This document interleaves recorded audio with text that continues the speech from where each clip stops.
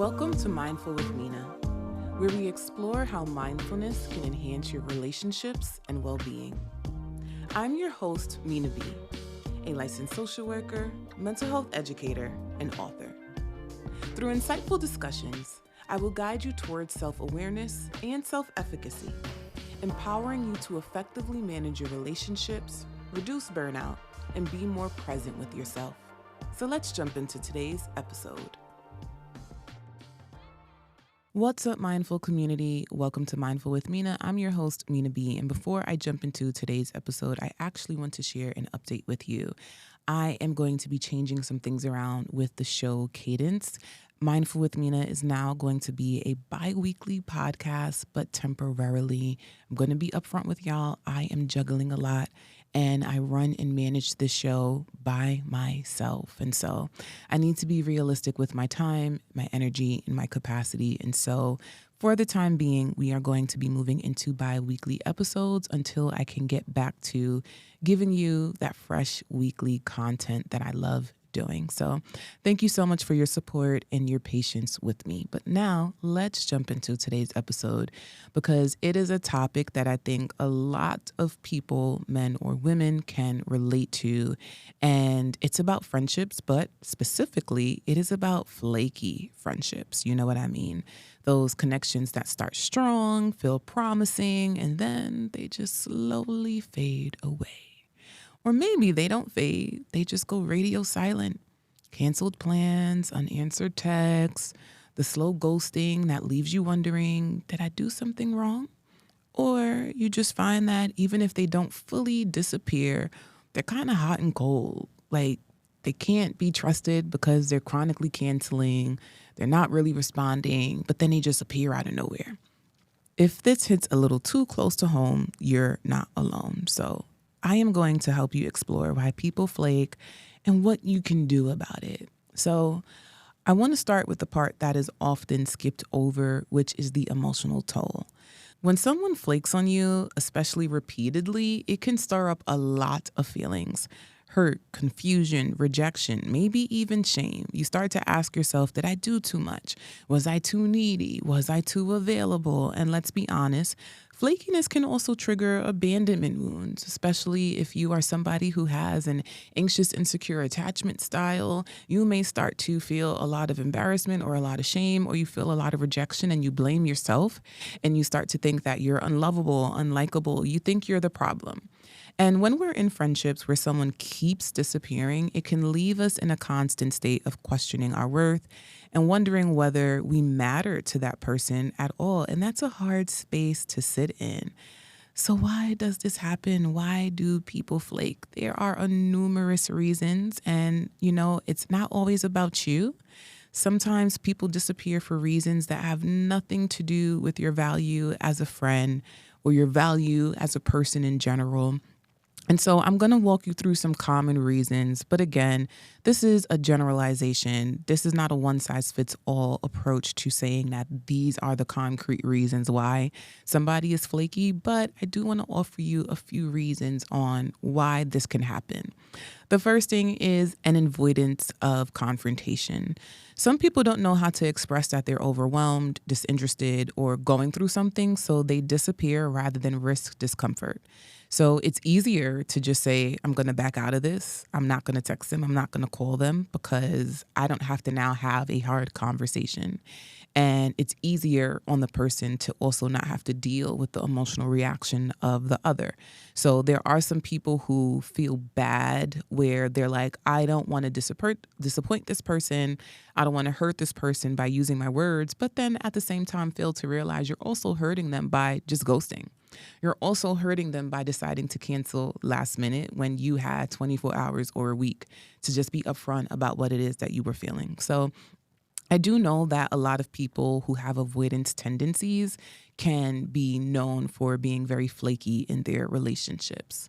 Now, there are also times where people do not have the emotional bandwidth to engage in their commitments. And so one of the things we have to remember is that friendship requires energy. And in a world where burnout is real and emotional overwhelm is common, some folks just don't have the capacity, even if their intentions were good. But here's the thing.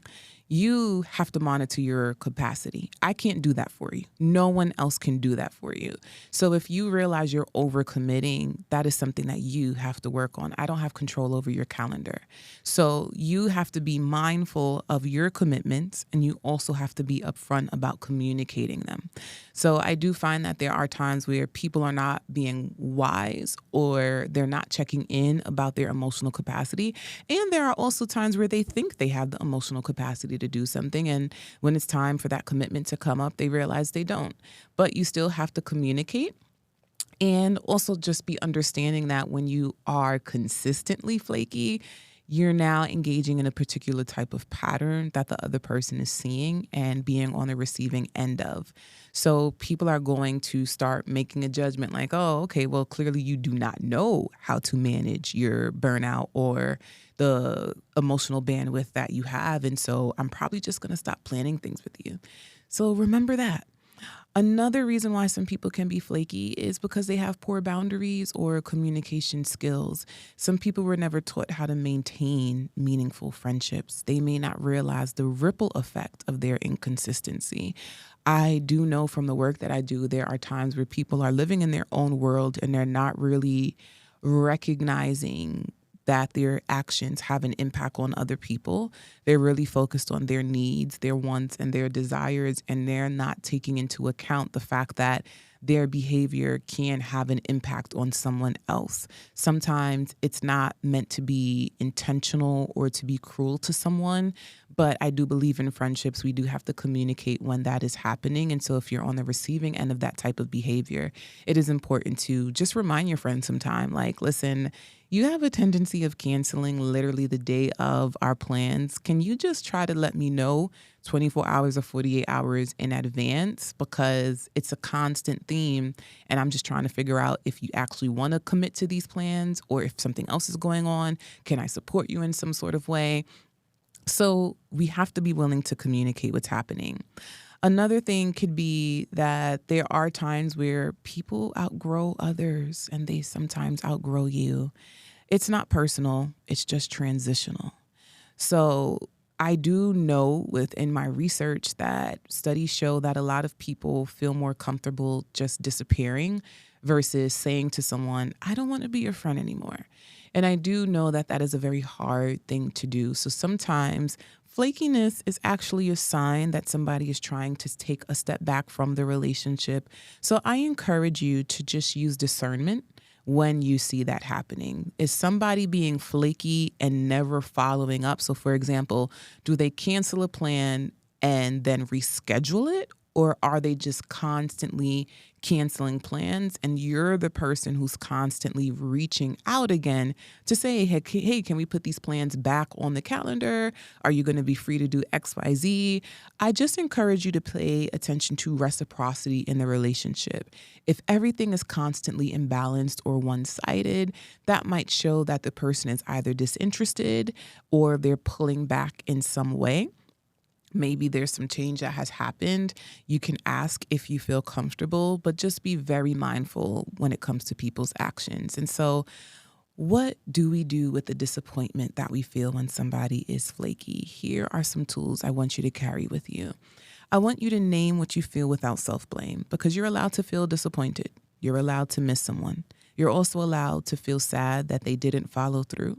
You're allowed to be angry. You're allowed to be hurt. It's not weakness, it's honesty. And there are times where we literally just have to name what we're feeling so that we can work through those emotions. I also think naming what we're feeling helps us to identify, do I constantly feel this way about this person? Because if I'm naming it out loud and I realize I'm angry in January, I'm angry in February, I'm hurt in March, I'm pissed off in April. That kind of shows you that there's a repeated pattern here. This person is constantly provoking a particular type of emotion in you. So pay attention to that, because when we honor our feelings, we can also investigate where the feeling is coming from and decide what changes or boundaries we want to erect. The next thing is to let go of the fantasy. Sometimes we're grieving the potential of the friendship and not the reality. Let yourself release the idea of what it could have been and acknowledge what is actually happening in real life. So stop thinking to yourself, well, I had a really good time with this person when I met them recently, or this is a friendship that I've known for years, and so I'm hoping it could go back to what it used to be. Well, if your friendship was a certain way 5 years ago, and for the last 5 years you have been, or for the last year you have been in this constant push and pull or dance with this person where the relationship is imbalanced and they're being flaky for a year, I mean, it kind of shows you where they're at.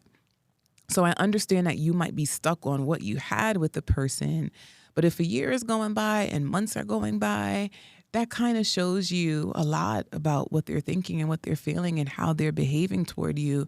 So pay attention to that and just make sure that you're not staying in friendships. And honestly, this applies to relationships too. Don't stay in something because of potential. Stay in something because of reality. What is actually happening in real time? Stop engaging in delusional optimism where you're saying to yourself, I think this person can change. The real question here is, do they want to change? It doesn't really matter what you think about the other person, because if that other person doesn't want what you want, then you're not going to be going in the same direction. So be mindful. Another thing to remember is to use discernment and not bitterness. Move through life with discernment and not bitterness. It's okay to reevaluate what role someone plays in your life, but remember, not everyone who flakes is a villain. Some people are just not in a space to show up, and that's their work to do. It's not your work to do. And sometimes people are just operating from their emotional wounds. And again, it's not personal, but I do understand that it's going to leave an impact. So that is why you have to use discernment to say, I know that this person is probably operating like this as a trauma response, but do I want to keep being on the receiving end of it? No, you have a right to say no. And so it is okay to adjust the friendship if you need to. Another thing is to set boundaries rooted in self-respect. If someone constantly lets you down, it's okay to stop initiating. It's okay to take a step back and say to yourself, I'm going to love this person from a distance. I also want you to anchor in the friendships that do show up. Sometimes we get so caught up thinking about the flaky friend that we don't give energy, love, and gratitude to the people who are showing up for us. Nurture the people who text back, who check in, who make space for you. Remember that they also exist in your life. Even if it's just one person, that is still a connection worth tending to. I feel like we need to normalize talking about friendship loss, because we talk a lot about romantic breakups, but friendship breakups or slow friendship fade outs, well, that hurts just as much, and we need to make more space to grieve them. The silence around friendship loss makes it feel like there's something wrong with you, but I promise it's more common than you think. People grow apart. Life gets messy. It gets difficult. It gets hard. And not every friend is a forever friend. And that doesn't mean your friendship wasn't meaningful at one point. It just means it has a season. So I want you to remember this. You deserve reciprocation.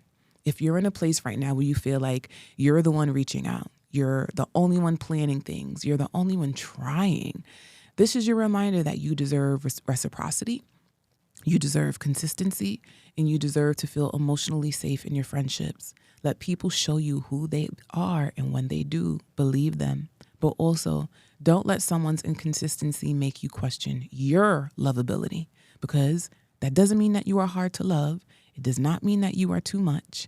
It simply means that they're operating in their own inner world based off whatever has happened to them, and it has nothing to do with you. You will continue to be a worthy person regardless of how people show up for you. So I just want you to remember to be rooted in the friendships that are nurturing, reciprocal, and caring. But also, it is okay to grieve a friendship where somebody is flaky, where somebody is ghosting you, where someone is treating you in a way that you don't feel you want to be treated. But when you take the time to acknowledge that that is happening, I also encourage you to figure out what boundaries you need to erect to feel safe in that friendship. So thank you for listening to today's episode. If it resonated with you, please consider sharing it with a friend who might need to hear it. Also, please remember to rate and review this podcast wherever it is that you listen to your podcast. podcast. To stay connected to me, you can order my book, Owning Our Struggles. You can subscribe to my newsletter, Mindful with Mina, and I'm So Mature. And if you reside in New York State and you're currently looking for a therapist, you can head to the show notes where I have a link for you to schedule a consultation call with me. So remember to stay grounded in who you are, continue to be compassionate with yourself, but also find friends who engage in reciprocity. Until next time.